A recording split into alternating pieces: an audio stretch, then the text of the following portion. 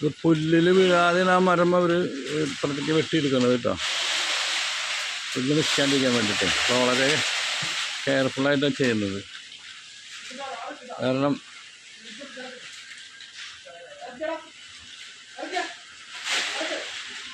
ആ പുല്ല് നശിച്ചു കഴിഞ്ഞാൽ ഇടങ്ങാറാണല്ലോ, അതായത് മേലേക്ക് വീണ് കഴിഞ്ഞാൽ പുല്ലൊക്കെ നശിച്ചു പോകും. അപ്പോൾ അവരത് വളരെ ശ്രദ്ധിച്ച് ചെയ്യുന്നത്.